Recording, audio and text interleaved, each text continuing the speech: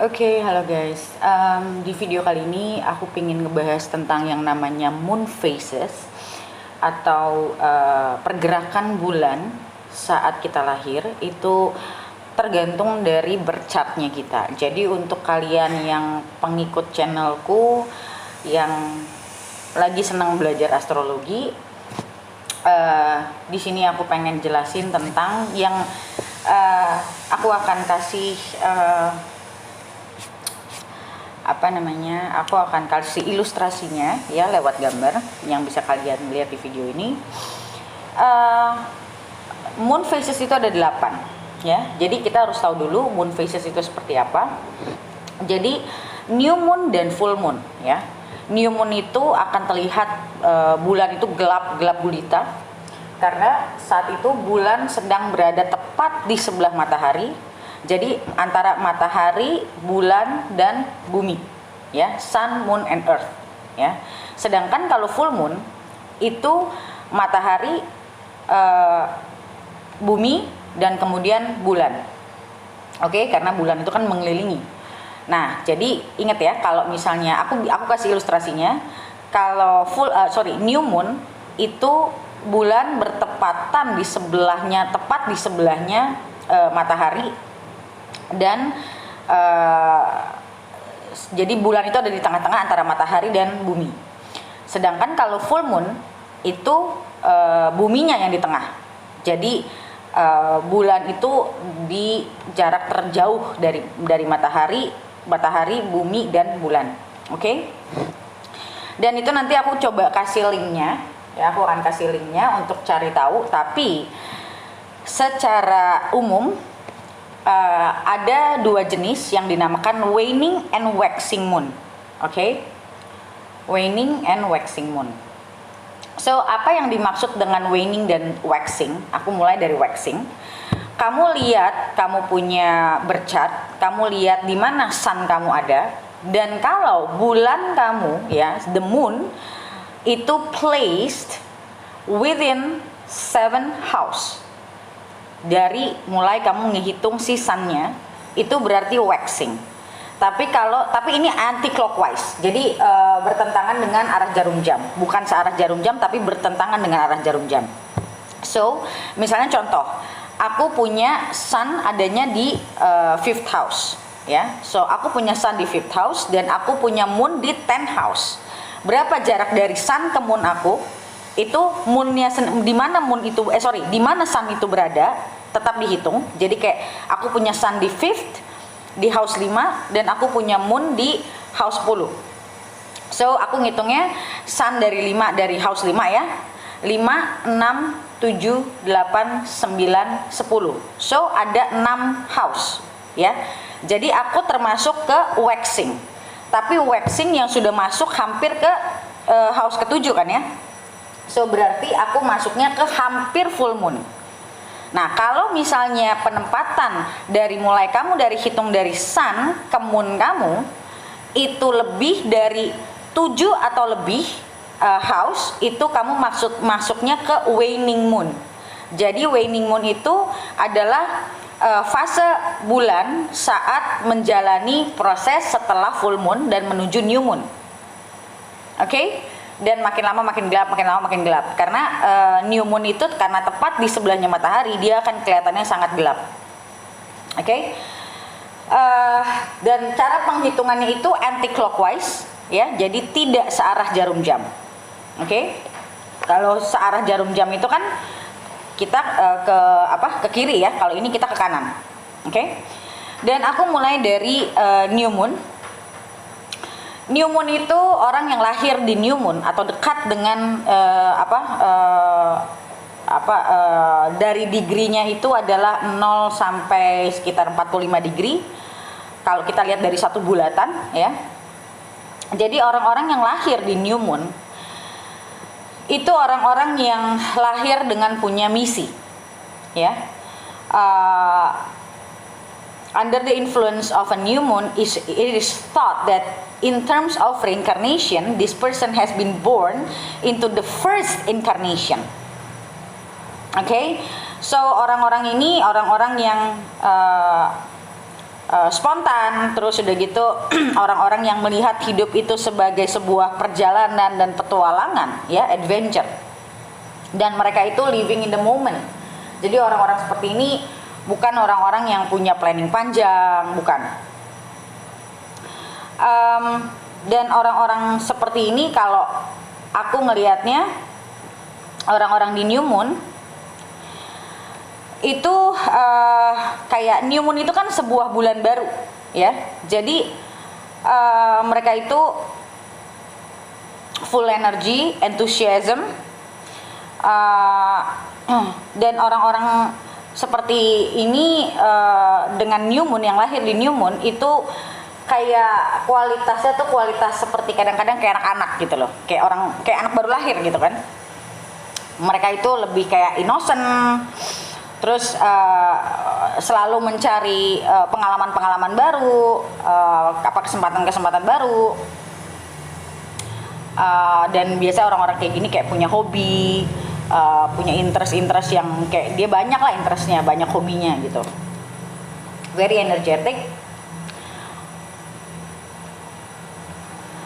Orang kayak gini idenya banyak, tapi sometimes kejelekannya adalah mereka bisa nggak bisa follow through gitu. Sometimes mereka bisa tiba-tiba kayak malas di tengah jalan.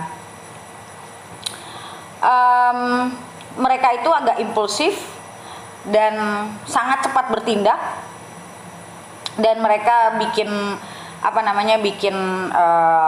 keputusan-keputusan dalam hidupnya itu based on their gut feeling rather than practical concerns. Jadi mereka orang yang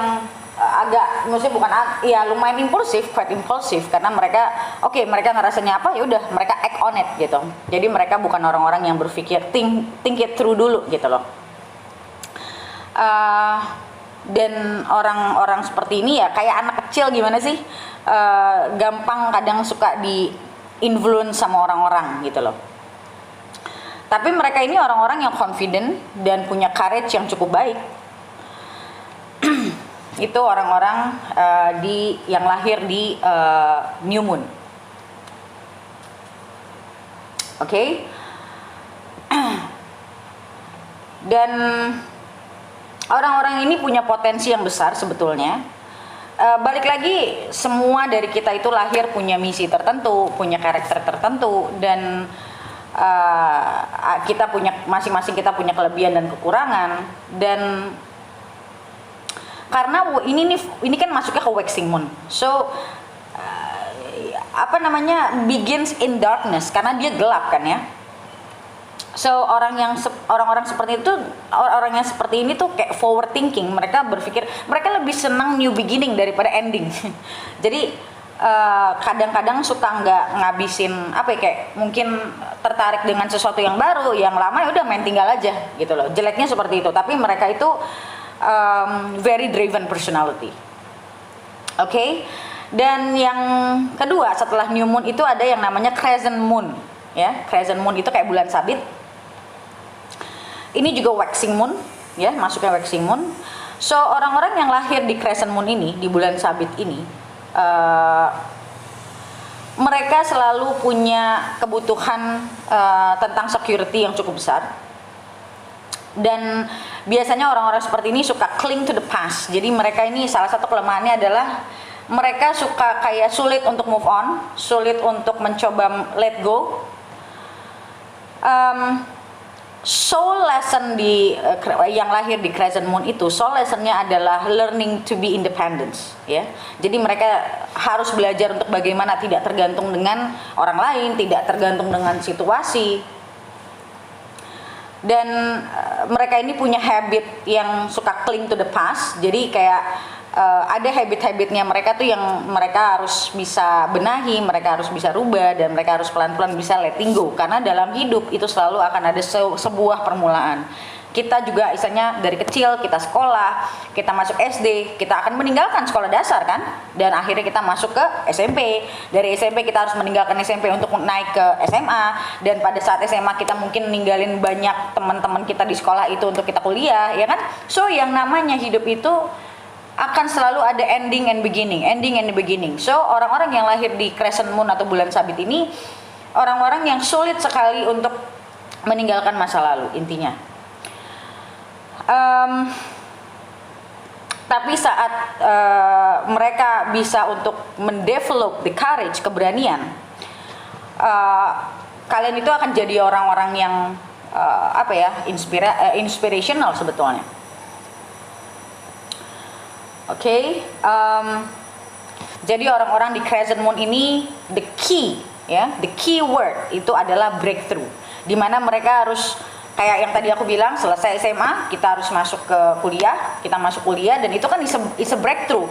Kita langsung dari bangku sekolah kita masuk jadi mahasiswa, itu kan sesuatu perubahan yang besar ya kan. Dari mahasiswa kita kerja, itu kan satu perubahan yang besar gitu kan. Dan orang-orang di crescent moon ini agak sulit untuk melakukan hal-hal itu. Mereka selalu kayak dulu gini, dulu gitu. Jadi kayak mereka punya satu habit, kebiasaan selalu ngomongnya tentang masa lalu. Bukan berarti yang nggak lahir di crescent moon tidak bisa begitu, cuman kita bicara tentang persentasenya, oke? Orang-orang seperti ini juga kayak often find themselves emotionally tied to the past. Jadi kayak secara emosional, yang tadi aku bilang susah untuk move on, susah untuk let go, kayak semua itu dihubungkan dengan masa lalu, apapun itu.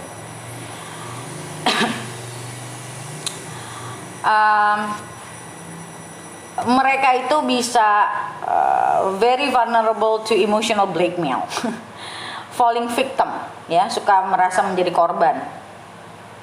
Dan semua ini ya memang orang yang crescent moon ini juga kadang-kadang sulit untuk bisa growing sebetulnya. Tapi balik lagi ini adalah soul lesson. Terus misalnya contoh ada yang susah untuk meninggalkan rumah, untuk bisa going to the adulthood gitu ya. It is important for them to understand that the first step is the hardest. Jadi mereka harus ngerti yang namanya first step itu memang yang paling sulit. Tapi kalau mereka mampu untuk melewatinya, mereka akan bisa excel banget ntar ke depannya. Mereka akan intinya yang ditakutkan orang-orang ini takut gagal, takut gak bisa, tapi ngelangkah pun belum gitu, tapi udah kebanyakan takutnya. So their final challenge is to take those opportunities and act on them. Gitu loh. Jadi mereka harus ngambil ini opportunity to grow, opportunity to expanding gitu loh. Oke. Dan setelah crescent moon di sini ada yang namanya first quarter. First quarter itu pas bulan itu kalau kita ngeliat benar-benar separuh gitu loh, benar-benar separuh. Orang-orang first quarter itu bisa dibilang seperti crisis in action.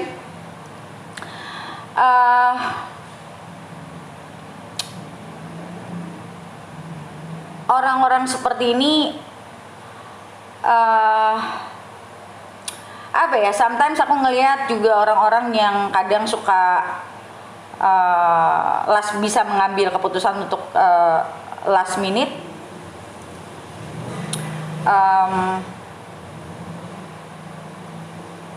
dan mereka itu orang yang cepat bertindak, kayak misalnya orang-orang yang kerja di emergency room contohnya ya.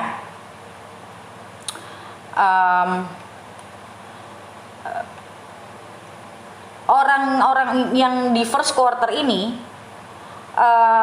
eager to make changes. Jadi justru mereka pengen membuat satu perubahan, berbeda sekali sama orang yang crescent moon. Dan they're eager to make changes, tearing down old structure to create new and better ones. Jadi mereka selalu seeking new challenge untuk merubah hal gitu loh. Dan orang-orang di first quarter ini adalah action taker. Jadi justru mereka ini adalah orang-orang yang sebenarnya quick to action ya, quick to take action kalau menurutku.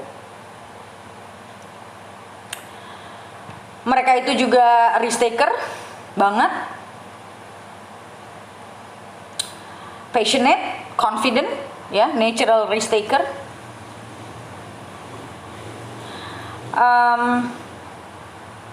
Dan mereka itu bisa menjadi great leader sebetulnya, because they're always rise to challenge. Jadi mereka selalu seeking new challenge gitu loh. Tapi masalahnya mereka karena juga orang yang passionate itu kan karena punya energi yang besar. So orang-orang yang di first quarter ini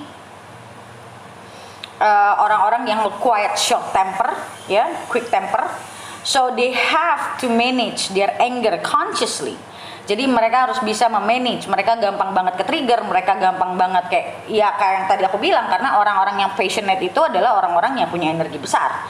Dan anger itu juga energi besar. Jadi orang-orang yang very passionate biasanya salah satu challenge buat mereka adalah to manage their anger. Karena terlalu banyak bergerak, action oriented, so physical health-nya perlu perlu extra concern aja. Very ambitious, ya, self motivated, independent. Dan sekali mereka memutuskan untuk melakukan sesuatu, itu sulit banget untuk di stop. And salah satu their key strength itu adalah determination. Jadi once they set their mind on something, they pursue it gitu loh. Dia benar-benar kayak full energy ngerjain itu. Apapun yang dia prioritaskan, dia akan really determine. Itu orang-orang di first quarter. Okay? And then kita masuk ke gibbous moon, ya. Gibbous moon itu kayak hampir full moon, tapi belum sepenuhnya, masih ada sisi gelapnya. Orang-orang, kebetulan aku di gibbous moon, yang hampir full moon. So orang-orang di gibbous moon ini adalah about self development, ya, perfection, dan dan orang-orang yang lahir di gibbous moon ini orang-orang yang strive to know as much as possible. Orangnya very analytical, dan orangnya itu banyak yang tidak puas dengan jawaban. They always seeking answers gitu loh. Ini juga orang-orang gibbous moon juga orang-orang yang very ambitious, ya. Devoting time to personal development.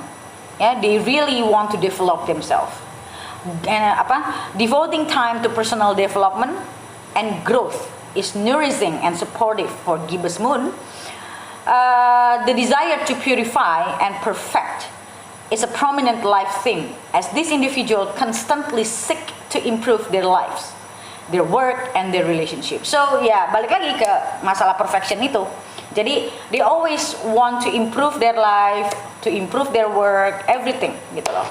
So they tend to be very sometimes jeleknya too self critical, ya, karena mereka misalnya gue gagal di sini, kenapa? They always try to seek, maybe perfection is not the aku nggak bisa bilang perfection, but somehow yes. Tapi mungkin nggak perfectional, nggak ada yang perfect, iya jelas gitu, cuman karena mereka selalu seeking self development aja gitu, jadi mereka jeleknya itu trying to be very self critical sometimes. Gibbous moon phase individuals are precise and question everything. They are highly creative without being impulsive, and seek new modes of self expression to honor their ongoing self improvement crusade. Jadi orang-orang di gibbous moon itu orang-orang yang sangat kreatif. Jadi kalau gue nggak bisa ini, terus gue harus gimana? Kayak they think very fast. Dan mereka karena always seeking improvement. Jadi kayak setelah ini kalau ini nggak bisa, terus gue harus gimana? Gitu loh, langsung kayak gitu. They tend to analyze both themselves and others, always trying to figure out what motives different types of actions. Ini I can say that this is pretty accurate. Kenapa? Karena aku di gibbous moon, so aku dari kecil aku tahu, dari kecil itu aku suka kayak ngeliatin orang, aku suka observe orang, kayak kenapa ya people do what they do. That kind of thought, ya. Jadi aku suka nganalisa diriku sendiri, aku suka nganalisa orang, kenapa orang bisa begini, kenapa orang harus mengambil decision seperti ini gitu. I always need to know gitu loh.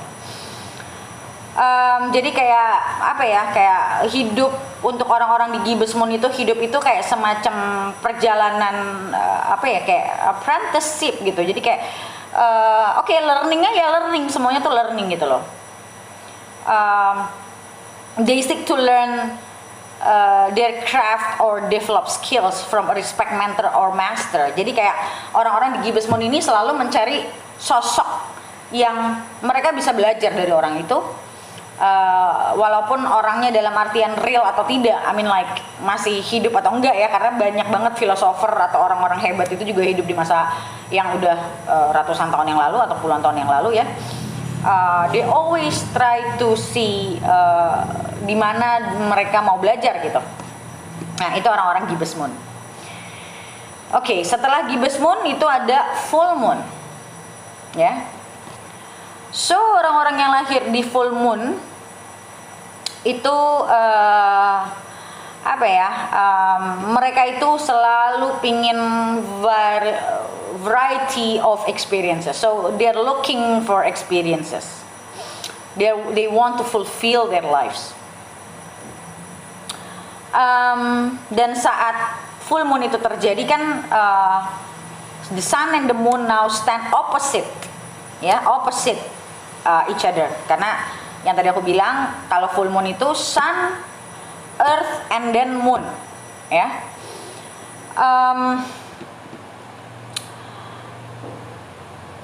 Dan orang-orang yang full moon itu biasanya have a sense that once they find their mate, and saat mereka ketemu sama pasangannya, itu biasanya mereka akan growing even more. Oke? Biasanya.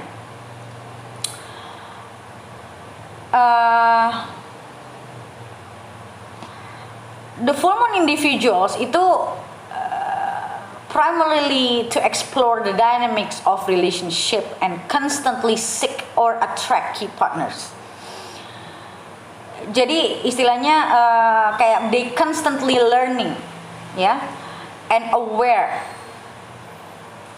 Jadi kayak dari relationship itu mereka belajar kayak ngegali awareness.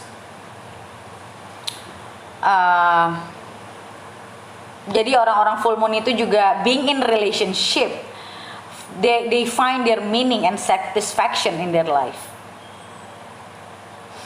Finding a significant other, be it a personal or professional. Jadi bukan hanya in romantic atau personal, tapi juga di profesional. Jadi mereka ini orang-orang yang biasanya kerjanya nggak individual, tapi punya partner gitu. Karena dari situ mereka banyak berkembang. Okay, and then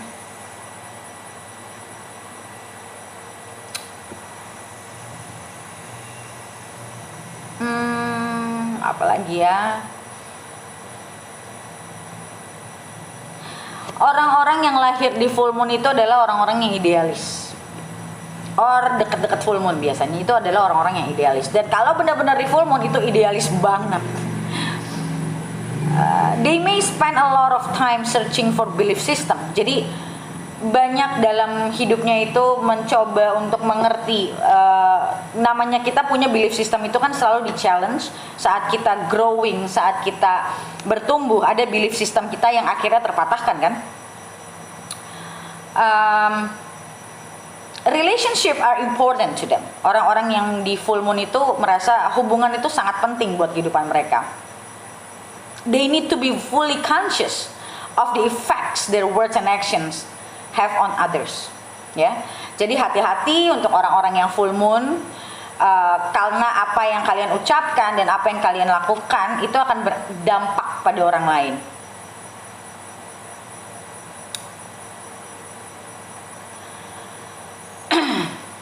Dan untuk orang-orang yang full moon juga sometimes agak sulit buat mereka bisa bisa ketemu ideal partner ya. karena sometimes they're too ideal gitu loh. They want someone who is perfectly fit in the ideal. Dan orang-orang di full moon itu very emotional person, very emotional people. The key point di sini adalah seeking balance. Makanya mereka harus selalu butuh partner karena mereka butuh orang yang bisa ngebalance mereka sebetulnya. And orang-orang yang lahir di full moon itu juga orang-orang yang highly impulsif. Jadi mereka tuh bisa impulsif banget dalam menghadapi situasi, dalam membuat keputusan. Itu mereka bakal impulsif, kadang bisa ngikutin sisi emosionalnya. Dan biasanya being an idealist, you can seek religious or spiritual foundation. Ya, karena kamu orang yang very emotional, so kamu butuh sesuatu yang untuk mengimbangi emosional kamu. Biasanya orang-orang kayak gini masuknya ke religion atau ke spiritual.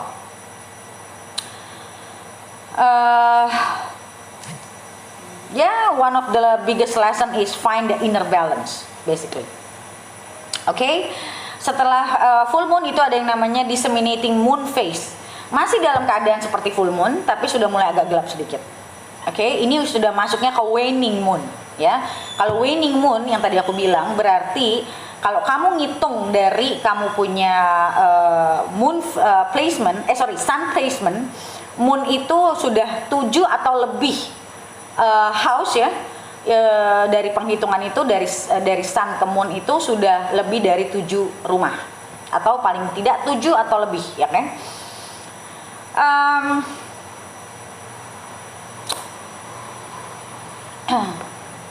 Aku ngelihat di sini orang-orang yang disseminating moon phase ini orang-orang yang yearning to share their wisdom with others. Jadi orang-orang yang disseminating moon ini biasanya orang-orang yang seneng sesuatu yang mungkin berbau-bau wisdom, filosofi.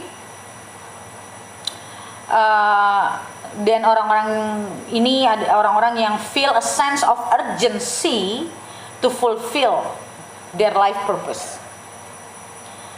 Dan orang-orang ini natural communicator, so they can talk. Itu bikin orang langsung mau dengerin gitu loh. Kayak dari istilahnya kayak mereka tuh natural communicator, jadi saat mereka ngomong itu kayak menghipnotis orang gitu. Dan sometimes orang-orang ini juga mungkin kalau mereka belum benar-benar evolving, mereka kayak dalam tanda kutip bukan berarti memaksakan, tapi kayak tanpa mereka sadari kayak mereka nge-push dirinya untuk bisa ngerubah orang, ngasih tahu orang, lu salah, lu begini, lu begitu gitu loh. So it is important for them to learn that it is not their job for people to receive their message or to change them.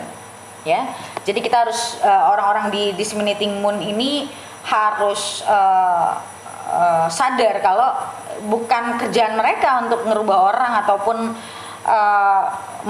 orang lain harus mendengarkan apa yang mereka omongin gitu loh.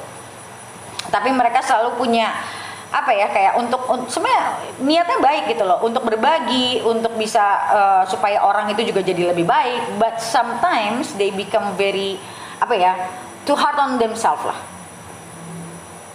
Oke.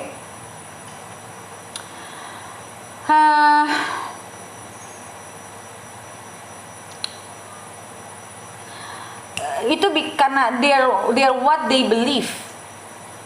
And their purpose is to spread it to the world. Biasanya orang-orang ini adalah orang-orang yang filosofer, ya, kayak berbagi wisdom. Lessonnya mereka adalah to realize, untuk menyadari kalau mereka yang tadi aku bilang tidak bertanggung jawab gitu loh. Kalau orang lain itu bisa menerima atau mengikuti apa yang mereka omongin kan. Dan biasanya orang-orang kayak gini suka kerjanya reporter. They really believe in what they're saying intinya.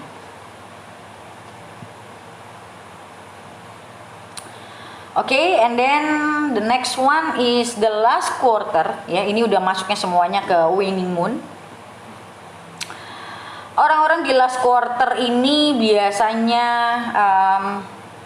bisa disebut crisis in consciousness. Orang-orang ini biasanya merasa sulit dimengerti sama orang. Orang suka salah mengerti tentang mereka. Orang-orang yang seperti ini tuh orang-orang di last quarter. Jadi yang misalnya biasa orang di last quarter itu antara Sun sama Moon itu bisa 9, 10 di houses ya, dari Sun-nya ke Moon-nya itu bisa 9 sampai 10 house gitu.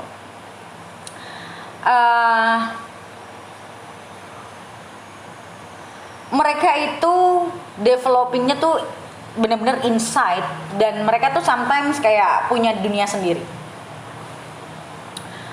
Dan banyak orang yang nggak mengerti mereka tapi merasa mengerti. Sebenarnya banyak orang yang sangat tidak tahu mereka itu seperti apa, dan biasanya orang-orang ini adalah orang-orang yang introvert. Dan orang-orang ini adalah orang-orang yang selalu butuh waktu dan space, ya, ruang to find themselves. Jadi orang-orang ini tuh orang-orang yang untuk menemukan dirinya, mereka itu harus banyak kontemplasi, banyak introspeksi, banyak berpikir tentang oke, ini begini, ini gini. They need to analyze things alone. So makanya tadi aku bilang kebanyakan introvert lahir di moon phase ini, the last quarter ini. Dan kalau mereka dipaksa untuk mungkin to confirm, ya, mereka bakalan merasa orang-orang itu kayak nggak kooperatif sama mereka. Dan saat kecil biasanya orang-orang ini suka kayak butuh waktu sendiri yang besar banget, karena mereka butuh waktu tenang untuk mengakses di dalam dirinya, kayak gimana ya, kayak ngomongnya ya, memasak bahasaku jelek banget, memasak di dalam dirinya, kayak mengunyah lah ya, mengunyah apapun informasi-informasi dan pengalaman-pengalaman yang hadir dalam hidupnya itu, mereka harus kunyah dulu tuh sendiri. Dan orang kayak gini biasanya ngunyah sendiri, jarang yang mau ngomongin itu ke orang atau bertanya sama orang, kecuali mungkin udah sangat urgent, yang mereka benar-benar udah sekian lama mereka nggak dapet jawabannya. Tapi biasanya orang-orang kayak gini tuh bakal ngunyah sendiri. Makanya aku bilang tadi, sekali lagi aku bilang itu biasanya introvert. Dan they need more time to rest. Jadi jangan heran ketemu orang kayak gini, kayak misalnya kok mereka tidurnya panjang, atau misalnya kayak mau sendirinya tuh lama, karena mereka memproses. Nah ini bahasanya memprosesnya itu in their sleep, in their meditative state. Sometimes kita diem doang, mencoba berpikir pelan-pelan tentang itu tuh masuk ke meditative state sebenarnya tanpa kita sadari. Itu sudah bukan beta lagi, itu paling dikit alpha itu. So orang-orang seperti ini biasanya butuh waktu, intinya banyak sendiri untuk mengakses dan memproses apapun informasi yang masuk ke dalam dirinya, ke dalam hidupnya, semuanya. Oke.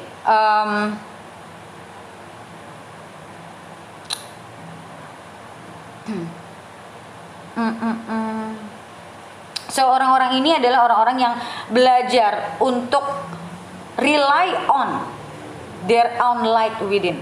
So orang-orang seperti ini harus, justru sebaliknya, dia harus belajar untuk percaya sama apa yang rely on themselves gitu. Jadi orang-orang seperti ini biasa sometimes, aku nggak bilang semuanya, tapi sometimes they can be very insecure.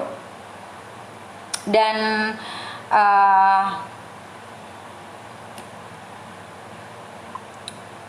orang-orang seperti ini juga merasa sulit untuk relate sama orang lain, karena orang-orang seperti ini biasanya suka mengisolasi diri, dan mereka suka ngerasa mereka tuh beda sama orang lain, karena mereka mungkin sometimes tidak merasa dirinya, belum menerima dirinya itu kalau well we all are unique gitu loh. Jadi kadang sometimes mereka suka comparing diri mereka sama orang lain. And then they have to learn to let go of the past juga nih, ya, to find the inner happiness that comes from deep within. So they lack of consciousness sebetulnya. They lack of consciousness. Dan biasanya mungkin orang-orang yang di last quarter ini sometimes mungkin punya Ketu di maybe di 9 house. Oke. Dan yang terakhir adalah balsamic moon phase. Oke. Dan balsamic moon phase itu benar-benar yang sudah hampir gelap banget menuju ke new moon, ya. Udah gelap banget, jadi udah bulan sabit yang benar-benar bulan sabit tapi bulan sabitnya itu bulan sabit yang menuju ke new moon, menuju ke darkness gitu.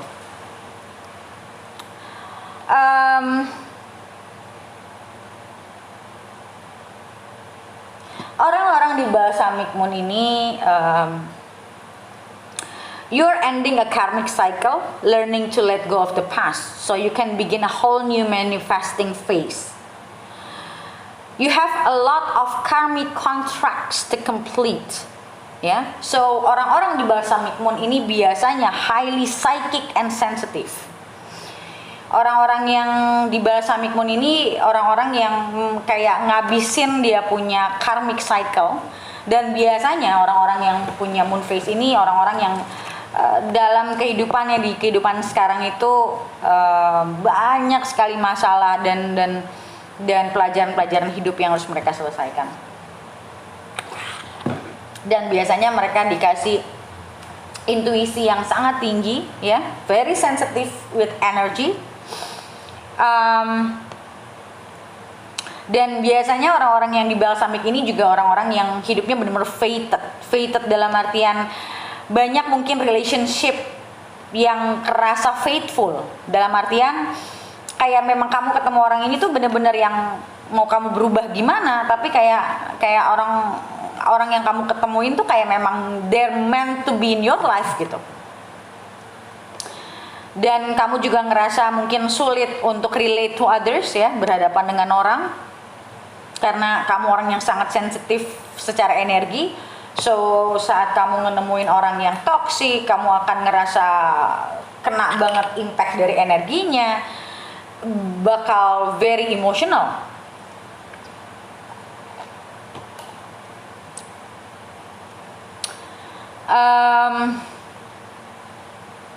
Aku ngelihat sebenarnya orang-orang di balsamic ini juga kayak banyak suka ngerasa unfinished business, karena memang karmiknya banyak banget.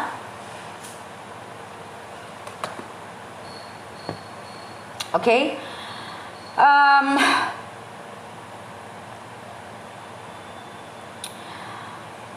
Very intense, ya, saat kamu berhubungan dengan orang juga very intense. Short term relationship juga mungkin banyak. Dan this lifetime is a very very karmic one. Ya, jadi orang-orang yang lahir di balsamic ini biasanya clairvoyant, orang-orang yang cenayang, orang-orang yang punya intuisi yang gede banget gitu loh. Kayak biasanya mereka sudah terlahir seperti itu. Dan they are loners, ya. Dan mereka kadang-kadang bisa kayak dapat satu intuisi atau satu penglihatan yang kayak bakal ada event ke depan, dan biasanya indigo. Dan mereka itu mampu untuk bisa ngelihat the true meaning of a situation dan membagikan wisdom and awareness of others. Jadi tapi saat mereka belum mampu untuk ngebalance dirinya, itu akan sulit banget buat mereka, karena mereka sering merasa emotionally unstable, mereka ngerasa tidak dimengerti. So karena very karmic, so hidupnya bakal banyak banget ups and downs-nya. Oke, so guys, thank you so much. Udah semuanya aku jelasin. Kalau misalnya ada, kalian bisa tulis komen-komen. Kalau ada yang perlu aku jawab, akan aku jawab. Oke, so thank you so much guys for listening. I'll see you in the next video. Bye.